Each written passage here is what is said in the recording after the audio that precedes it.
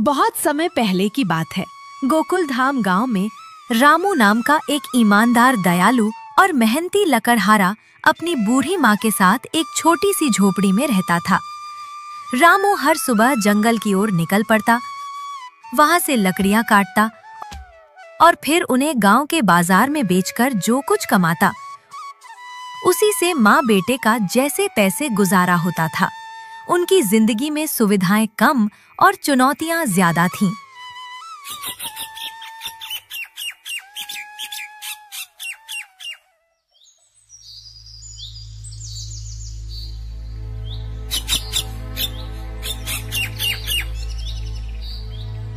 रामू मेरे बच्चे, आज फिर जंगल की ओर जा रहा है। तेरी काया तो सूखती जा रही है, थोड़ा आराम भी कर लिया करना बेटा, अपनी सेहत का भी तो ख्याल रख। क्या करूं माँ, अपना पेट पालना है तो मेहनत तो करनी ही पड़ेगी। तू चिंता मत कर, मैं जल्दी लौट आऊंगा। और वैसे भी लकड़ी काटने में मुझे अब थकान महसूस नहीं होती। रामू अपनी पुरानी घिसी हुई कुल्हाड़ी उठाता है और रोज की तरह लकड़ियां काटने जंगल की ओर निकल पड़ता है। रामू घने जंगल में अच्छी और सूखी लकड़ियां ढूंढ रहा था। उसे कुछ पेड़ दिखे, उसने कुल्हाड़ी से वार किया और लकड़ियां काटने लगा। लकड़ियां काटते काटते उसकी नजर थोड़ी दूर एक बूढ़े आदमी पर पड़ी, जो मुश्किल से एक छोटी टहनी तोड़ने की कोशिश कर रहा था। ये बुजुर्ग काका थे, जिन्हें रामू अक्सर जंगल में देखता था। काका, क्या बात है? आप इतने परेशान क्यों लग रहे हैं? अगर मैं किसी काम आ सकूं तो बेझिझक बताइए। अरे रामू बेटा, क्या बताऊं, हाथ पैर अब पहले जैसे काम नहीं करते। घर में चूल्हा बुझा पड़ा है, लकड़ियां तोड़नी थी पर टूट ही नहीं रही। समझ नहीं आ रहा आज रात का खाना कैसे बनेगा। रामू बिना एक पल भी सोचे अपने पास इकट्ठी की हुई, मेहनत से काटी हुई लकड़ियों का एक अच्छा खासा गट्ठर उठाता है और बुजुर्ग काका को दे देता है। काका, आप बिल्कुल चिंता मत कीजिए। ये लीजिए, ये मेरी लकड़ियां हैं, आप इन्हें ले जाइए। आज आपका चूल्हा मेरी लकड़ियों से जलेगा। और हाँ, आज से जब भी आपको जरूरत हो, बेझिझक मुझसे कहिए, मैं आपकी मदद जरूर करूंगा। मेरे रहते आपको कभी कोई दिक्कत नहीं होगी। बुजुर्ग काका की आंखों में आंसू भर आते हैं। वो रामू को गले लगा लेते हैं। उनकी आवाज भर्रा जाती है। रामू बेटा, तू सचमुच भगवान का भेजा हुआ फरिश्ता है। तेरी दयालुता का कोई मोल नहीं। भगवान तुझे हमेशा खुश रखे, तेरी हर मनोकामना पूरी करे। रामू काका की मदद करके मनी मन बहुत खुश होता है। उसे लगता है जैसे आज उसकी दिन भर की मेहनत वसूल हो गई। गांव का बाजार अपनी पूरी रौनक पर है। रामू अपनी पीठ पर मेहनत से काटी हुई लकड़ियों का एक भारी गट्ठर लादकर बाजार में पहुंचता है। भाइयों और बहनों, ताजी कटी हुई लकड़ियां ले लो, सबसे मजबूत और बेहतरीन क्वालिटी की। यहाँ आइए, यहाँ आइए। ताजा और सूखी लकड़ियां आ गई हैं। घर जलाने के लिए भी लाजवाब और मकान बनाने के लिए भी बेजोड़। जल्दी कीजिए, भाव भी ऐसे कि दिल खुश हो जाए। लकड़ियां चाहिए? ले लो भाइयों, सीधे जंगल से लाई गई, बेहद अच्छी और टिकाऊ। खाना बनाने के लिए सबसे अच्छे और किसी भी काम के लिए परफेक्ट। मौका हाथ से न जाने दें। बहुत सस्ती दाम में आइए, ले जाइए। कुछ लोग रामू की आवाज सुनकर उसकी ओर देखते हैं। तभी मुखिया अपने 2 चमचों, चमचा 1 और चमचा 2 के साथ एक अकड़े हुए अंदाज में बाजार में दाखिल होता है। मुखिया की नजर सीधे रामू और उसकी लकड़ियों पर पड़ती है और उसकी आंखों में तीव्र गुस्सा चमक उठता है। वो सीधे रामू की ओर बढ़ता है। ओए रामू, ये क्या गलतफहमी पाल रखी है तूने? मेरे होते हुए तू यहाँ लकड़ी बेचेगा? तेरी इतनी हिम्मत, तुझे शर्म नहीं आती? मुखिया जी, ये मेरी अपनी मेहनत की लकड़ियां हैं। मैंने इन्हें जंगल से काटा है, अपने खून पसीने से। मैं इन्हें खुद बेचूंगा। ये मेरा हक है, मेरा अधिकार। आप कौन होते हैं मुझे रोकने वाले? क्या मैं अपने काम से पैसे भी नहीं कमा सकता? अब हक? तू और हक की बात करेगा? इस गांव में सिर्फ मैं ही लकड़ी बेचूंगा, और वो भी वही जो मैं कहूंगा। सुन, ये सारी लकड़ियां मुझे दे दे, मैं तुझे बढ़िया दाम दूंगा। मेरे पास पहले से ही बड़े बड़े ग्राहक हैं, तुझे कहां धक्के खाने पड़ेंगे। मैं तो तेरी भलाई की बात कर रहा हूं, ना समझ। हाँ रामू, मुखिया जी जो कह रहे हैं चुपचाप मान ले, नहीं तो अंजाम बहुत बुरा होगा। तुझे पता नहीं मुखिया जी का रोब क्या है। वो जिसे चाहें रातों रात बेघर कर सकते हैं। बात मान ले रामू, तुझे क्या लगता है इतनी अच्छी लकड़ियां कहां से आती हैं? ये सब मुखिया जी का इलाका है, उनका बिजनेस है। तू बीच में आकर हमारे काम में अड़चन मत बन। अपना भला चाहता है तो चुपचाप निकल ले। रामू मुखिया और उसके चमचों की ओर देखता है। उसकी आंखों में अब गुस्सैल चमक साफ दिखती है। उसने ठान लिया है कि वो झुकेगा नहीं। नहीं मुखिया जी, मैं अपनी लकड़ियां आपको हरगिज नहीं बेचूंगा। मैंने इन्हें अपने हाथों से काटा है और इन्हें मैं खुद ही बेचूंगा। मैं किसी के एहसान या धमकी के नीचे दबकर नहीं जी सकता। और ये आपका व्यापार नहीं, ये मेरी माँ की रोटी है, मेरी ईमानदार मेहनत की कमाई है। मुखिया का चेहरा गुस्से से लाल हो जाता है। वो रामू के आंखों में सीधे घूरते हुए देखता है। क्या बोला? तू मेरी बात नहीं मानेगा? तुझे अभी भी नहीं पता मैं कौन हूँ? इस गांव का मुखिया हूँ मैं, और इस गांव में मेरी मर्जी के बिना एक पत्ता भी नहीं हिलता। समझ गया?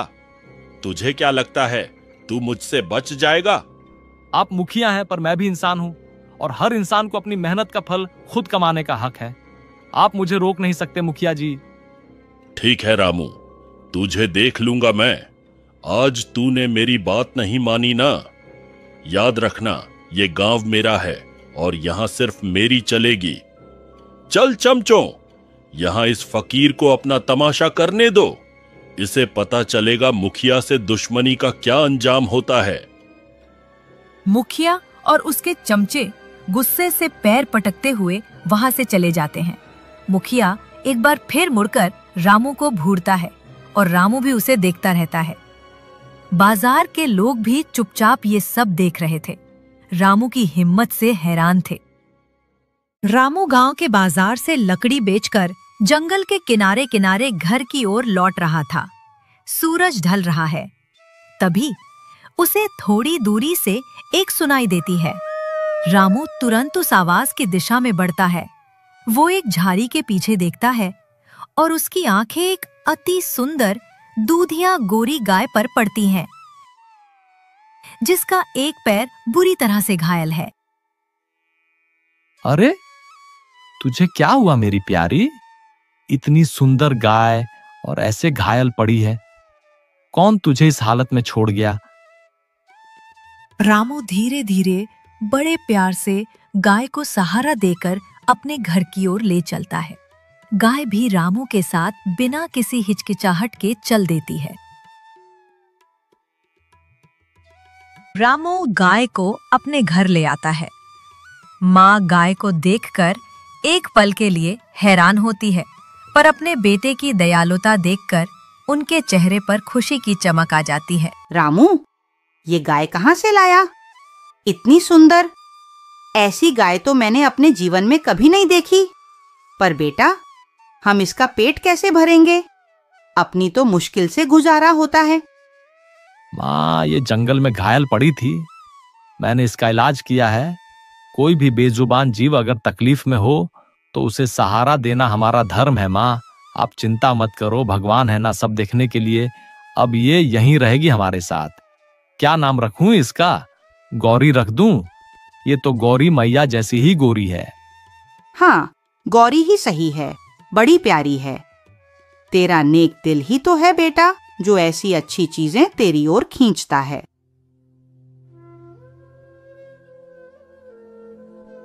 रात का समय था। माँ और रामू अपने दिन भर की घटनाओं को याद कर रहे थे, खासकर मुखिया की धमकियों को। उन्हें पूरा विश्वास था कि उनकी ईमानदारी और दयालुता एक दिन जरूर रंग लाएगी। रामू बेटा, तू कितना नेक दिल है। आज उस बुजुर्ग काका को अपनी लकड़ियां दे दी और खुद इतनी मेहनत करता है। पर ये मुखिया, इसका तो अन्याय बढ़ता ही जा रहा है। आज बाजार में उसने तुझे सरेआम धमकाया और तो और तुझ पर लाठी भी उठाई। मेरा दिल घबरा रहा है बेटा यह सब देखकर। माँ, आप बिल्कुल चिंता मत करो। उस मुखिया की धमकियों से या उसकी एक लाठी से क्या होगा। सच की राह पर चलने वालों को थोड़ी बहुत मुश्किल तो आती ही है, पर आप देखना माँ, भगवान सब देखते हैं। वो किसी के साथ बुरा नहीं करते और ना ही अन्याय को बर्दाश्त करते हैं। हाँ बेटा, तू सही कहता है। मैंने अपनी पूरी जिंदगी में हमेशा यही देखा है कि जो इंसान ईमानदारी से अपना काम करता है और सच्चे दिल से दूसरों की मदद करता है, उसकी मदद खुद भगवान करते हैं। आज शायद हम दुनिया की नजरों में गरीब हैं, पर दिल के अमीर हैं। हमारा ये दिल ही तो हमारी सबसे बड़ी दौलत है। बिल्कुल माँ, आज शायद हमारे पास दुनियावी चीजें ज्यादा नहीं हैं, पर एक दिन जरूर ऐसा आएगा जब हमारी जिंदगी भी बदलेगी, जब हम सिर्फ अपना ही नहीं बल्कि और ज्यादा जरूरतमंद लोगों की मदद कर पाएंगे। मेरा सपना है माँ कि इस गांव में कोई भी बच्चा अनपढ़ ना रहे, कोई भूखा ना सोए। मैं इस गांव को खुशहाल देखना चाहता हूँ। तेरा ये सपना जरूर पूरा होगा रामू, मुझे तुझ पर पूरा यकीन है, क्योंकि तू सिर्फ अपने बारे में नहीं सोचता। तेरा दिल बहुत नेक है। बस ऐसे ही सच्चे रहना, ईमानदारी से काम करते रहना और हमेशा लोगों की मदद करते रहना। भगवान श्री कृष्ण जो गायों और गरीबों के रखवाले हैं, वो हमारी जरूर सुनेंगे। उन दोनों माँ बेटे की हर बात, हर भावना को घर के बाहर बंधी गौरी गाय बड़े ध्यान से सुन रही थी। उसके कानों से कोई भी शब्द नहीं छूटा, जैसे वो सिर्फ सुन ही नहीं रही थी बल्कि हर बात को समझ भी रही थी। अंधेरे में भी उसकी आंखों में एक गहरी समझदारी और भाव दिख रहा था। जब माँ भगवान श्री कृष्ण जो गाय और गरीबों के रखवाले हैं, वो हमारी सुनेंगे जरूर कहती है, तो गौरी एक लंबी और गहरी सांस लेती है और उसकी आंखों में एक अनोखी चमत्कारी चमक आती है, मानो उसने कोई निश्चय कर लिया हो। सुबह का वक्त था। रामू अपनी माँ के साथ उठा और अपने रोजमर्रा के कामों में जुट गया। जैसे ही रामू अहाते में बाहर आया, उसकी आंखें एक पल के लिए खुली की खुली रह गई। गौरी, जो कल रात तक एक घायल गाय थी, अब बिल्कुल स्वस्थ और ऊर्जावान दिख रही है। और सबसे बड़ी बात, उसके पैरों के पास जमीन पर एक बेहतरीन लकड़ियों का गट्ठर पड़ा है, जिससे हल्की हल्की दिव्य सुगंध आ रही है। माँ, अरे माँ, बाहर आओ, देखो ये क्या है। माँ जल्दी से बाहर आती है और लकड़ियों के गट्ठर को देखकर वो भी हैरान हो जाती है। अरे ये क्या है? ये लकड़ियाँ तो बहुत अच्छी लग रही हैं, इतनी सफाई से रखी हैं, और ये गौरी के पास कैसे आ गईं? माँ, मुझे लगता है ये सब गौरी का ही कमाल है। कल रात हम जो बातें कर रहे थे, गौरी ने सब सुनी होंगी। उसने हमारी परेशानी समझी। ये कोई मामूली गाय नहीं माँ, ये तो साक्षात देवी है, ये तो हमारी लक्ष्मी है। सचमुच रामू, भगवान ने हमारी सुन ली। ये गौरी मैया ही हैं जो हमारी मदद के लिए आई हैं। माँ की आंखों में खुशी के आंसू आ जाते हैं। वो गौरी को गले लगा लेती हैं। हर सुबह जब रामू आंख खुलता तो गौरी उसके अहाते में खड़ी मिलती। उसके पैरों के पास हमेशा की तरह एक बेहतरीन लकड़ियों का गट्ठर रखा होता था। रामू ने धीरे धीरे उन लकड़ियों को बेचना शुरू किया। जो पैसे आते, रामू उन्हें समझदारी से लगाता। उसने कुछ गांव वालों को काम पर रख लिया था। देखो भाइयों, ये लकड़ियां गांव के बाजार तक ले जानी है और वहां से फिर शहर तक। अच्छी क्वालिटी है तो दाम भी अच्छे मिलेंगे और तुम्हारी भी दिन दिहाड़ी बन जाएगी। ये काम रोज का है। धीरे धीरे रामू का काम बढ़ता गया। घर में अब खुशहाली थी। माँ के चेहरे पर हमेशा मुस्कान रहती। रामू, देख तो इस गौरी गाय का क्या कमाल है। जब से ये आई है, हमारी किस्मत ही बदल गई है। और तू तो अब पूरे गांव का मसीहा बन गया है। हाँ माँ, ये सिर्फ एक गाय नहीं, ये तो हमारी लक्ष्मी है। और माँ, ये सब उसकी ही देन है कि हम अब दूसरों के काम आ पाते हैं, उनकी मदद कर पाते हैं।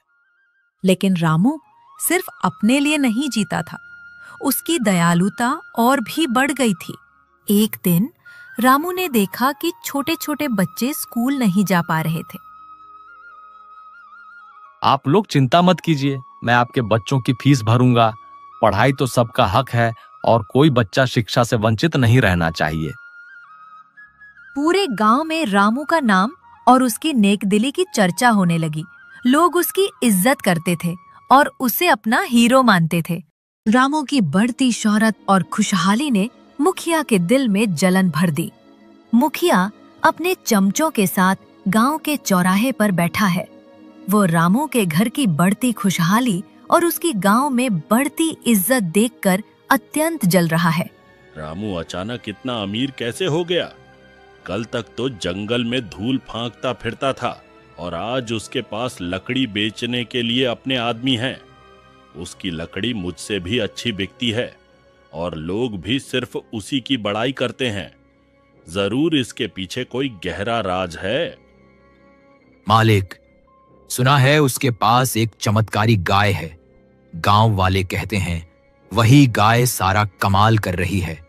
कहते हैं वो रोज सुबह अपने आप एक लकड़ी का बड़ा गट्ठर देती है और उसी के दम पर रामू ने कई लोगों की मदद भी की है। चमत्कारी गाय? तो ये बात है, मैं उस गाय को लेकर रहूंगा। फिर देखना मेरी किस्मत कैसे चमकती है। मैं गांव का राजा बन जाऊंगा। किसी भी कीमत पर वो गाय मेरी होगी। ये रामू की इतनी नेकदिली और परोपकार मुझे बिल्कुल पसंद नहीं। ये सब मेरे रास्ते का कांटा है। आधी रात का समय है। रामू और उसकी माँ गहरी नींद में सो रहे हैं। मुखिया अपने दोनों चालाक चमचों के साथ चुपके से रामू के घर में घुसता है। वे सीधे अहाते की ओर बढ़ते हैं जहां गौरी बंधी है। गौरी एक पल के लिए उठकर उन्हें देखती है पर कोई विरोध नहीं करती। वह चुपचाप उनके साथ चल देती है। मुखिया और चमचे गौरी को लेकर अंधेरे में गायब हो जाते हैं। सूरज की पहली किरणें रामू की झोपड़ी में पड़ती हैं। रामू अपनी नींद से जागता है और उसकी आंखें सीधे उस जगह पर जाती हैं जहां गौरी रोज सुबह खड़ी होती थी। पर आज गौरी वहां नहीं है। रामू एक पल के लिए घबरा जाता है। माँ, गौरी कहाँ है? गौरी, गौरी, वो यहाँ नहीं है। मैंने उसे यहीं बांधा था। अरे कहाँ चली गई मेरी गौरी? मेरा तो दिल बैठा जा रहा है। माँ भी रामू की आवाज सुनकर उठकर बाहर आती हैं। वो भी खाली जगह देखकर सन्न रह जाती हैं। कौन ले गया मेरी गौरी को? किसने हमारी खुशियां छीन ली?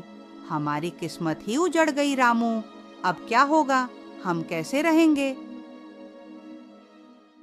दोनों की आंखों में एक साथ चिंता और दुख उतर आता है। रामू तुरंत गांव में निकलता है। वो हर घर का दरवाजा खटखटाता है, हर गली में गौरी को ढूंढता है, पर कोई फायदा नहीं। गौरी कहीं नहीं मिलती। रामू बहुत दुखी और निराश हो जाता है। उसकी आंखों में आंसू हैं और दिल में एक गहरा दर्द।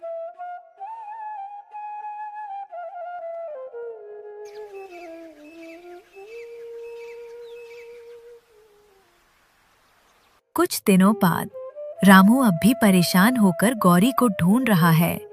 तभी उसे वही बुजुर्ग काका मिलते हैं जो जंगल से लकड़ियां लेकर गांव की ओर आ रहे हैं। काका रामू के चेहरे पर छाई उदासी को पहचान लेते हैं। रामू बेटा, क्या हुआ? कई दिनों से देख रहा हूँ तू परेशान है। तुम्हारी वो प्यारी गाय गौरी कहीं दिख नहीं रही। सब लोग उसकी बात करते हैं कि वो कहाँ गई। हाँ काका, गौरी गायब हो गई है। मुझे नहीं पता कौन ले गया और वो कहाँ होगी। मेरी तो पूरी दुनिया ही उजड़ गई है काका। उसके बिना मेरा कुछ भी करने का मन नहीं करता। रामू बेटा, एक बात बताऊं? पर मुझे लगा था कि मेरा वहम होगा, इसलिए अब तक नहीं बताया था। क्या काका, बताइए ना, कुछ भी जो आपको पता हो। परसों मैं लकड़ियां बेचने मुखिया के घर के पास से गुजर रहा था। उनका बाड़ा खुला हुआ था। मैंने अंदर झांका तो मुझे तुम्हारी गौरी दिखी। वो वहीं बंधी हुई थी। मुझे लगा शायद वो कोई और गाय होगी, पर उसकी आंखें, वो तुम्हारी गौरी ही थी बेटा। मेरा मन कह रहा था। मुखिया, ये उसकी ही करतूत है। मैं जानता था कि वो ऐसा कुछ करेगा। मैं अभी अपनी गौरी को लेकर आता हूं, मैं उसे नहीं छोड़ूंगा। रामू तुरंत मुखिया के घर की ओर तेजी से दौड़ता है। बुजुर्ग काका भी उसके पीछे पीछे जाते हैं, चिंता और उत्सुकता से। अरे, ये क्या बकवास है? यह तो बस एक मामूली गाय है, कोई चमत्कारी गाय वाय नहीं। उस रामू ने मुझे गधा बना दिया। मैंने इस पर इतना पैसा बर्बाद किया और इसने मुझे कुछ भी नहीं दिया। वो एक मोटी लाठी उठाता है और गौरी को जोर से मारने के लिए आगे बढ़ता।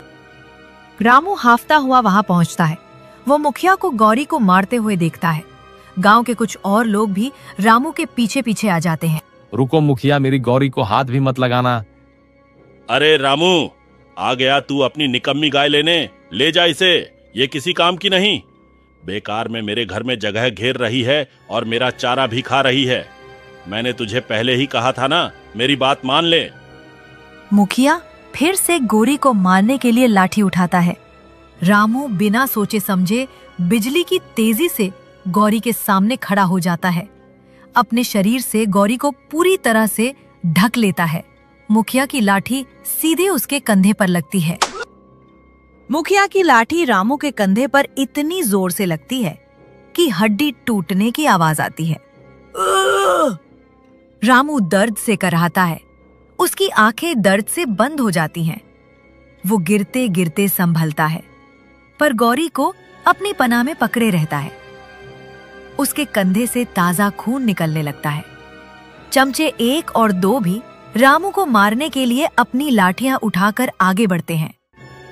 चकाचौंध कर देने वाली रोशनी चमकती है। रोशनी इतनी तीव्र है कि मुखिया, चमचे और वहां जमा सभी गांव वालों की आंखें चौंधिया जाती हैं। वे अपनी आंखें बंद कर लेते हैं और कुछ लोग तो डर के मारे जमीन पर ही गिर पड़ते हैं। धीरे धीरे उस दिव्य प्रकाश में गौरी गाय का रूप बदलने लगता है। उसका आकार बढ़ता है, उसकी चमक बढ़ती है और वो एक अद्भुत अलौकिक रूप में परिवर्तित होती है। गौरी अब स्वयं भगवान श्री कृष्ण के दिव्य रूप में प्रकट होती है।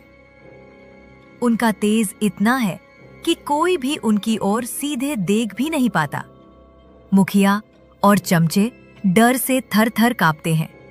वे रामू की ओर देखते हैं, जो अभी भी दर्द से कराह रहा है। मुखिया, तुमने लालच और पाप का रास्ता चुना। तुमने एक निर्दोष जीव को चुराया और उसे मारने का प्रयास किया। तुमने अपने पद का दुरुपयोग किया और गांव वालों को सताया। और रामू, मेरे सच्चे भक्त रामू ने अपनी जान की परवाह किए बिना उसे बचाया। उसकी नेकदिली, उसकी दयालुता और उसकी भक्ति का कोई मुकाबला नहीं। भगवान, मुझे क्षमा करे। मुझसे बहुत बड़ी गलती हो गई। मैं अपने लालच में अंधा हो गया था। मुझे माफ कर दीजिए प्रभु। तुमने चोरी की है, अधर्म किया है, पाप किया है। इस अधर्म का तुम्हें दंड भुगतना होगा। तुमने अपने पद का गलत इस्तेमाल किया और दूसरों को सताया। अब तुम वही बनोगे जो तुम अंदर से हो, एक नीच जीव। श्री कृष्ण अपने दाहिने हाथ का इशारा करते हैं। अचानक मुखिया और उसके दोनों चमचे धुएं के एक गुबार में बदल जाते हैं। धुआं हटने पर वहां 3 गधे खड़े होते हैं।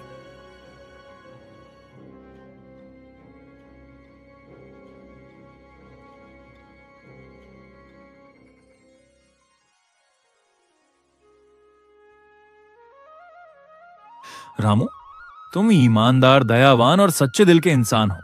तुमने निस्वार्थ भाव से एक बेजुबान जानवर की मदद की और अपनी जान दांव पर लगाकर उसे बचाया। तुम्हारी भक्ति और नेकदिली से मैं अत्यंत प्रसन्न हूं। आज से तुम्हारा जीवन खुशियों और समृद्धि से भरा होगा। प्रभु, आपका कोटि कोटि धन्यवाद। आपका आशीर्वाद ही मेरे लिए सबसे बड़ा धन है। आपने मेरी और मेरी माँ की सूनी दुनिया में फिर से खुशियां भर दी हैं। मैं आजीवन आपका एहसानमंद रहूंगा। याद रखना रामू, ईमानदारी और दयालुता से बढ़कर कोई धन नहीं। सच्चे मन से किया गया हर नेक काम हमेशा मीठा फल देता है। तुम ऐसे ही परोपकारी बने रहना। श्री कृष्ण अपने दूसरे हाथ का इशारा करते हैं। रामू के घर के पास जमीन से सोने और रत्नों से भरा एक बड़ा घड़ा बाहर आता है, जो सूरज की रोशनी में जगमगा रहा है। धीरे धीरे श्री कृष्ण का दिव्य रूप धुंधला होने लगता है और वे आकाश में विलीन हो जाते हैं। पीछे रह जाते हैं रामू और उसकी माँ, जिनके पास अब अपार धन है, और मुखिया तथा उसके चमचे, जो अब गधे बन चुके हैं, अपनी गलतियों का परिणाम भुगतते हुए।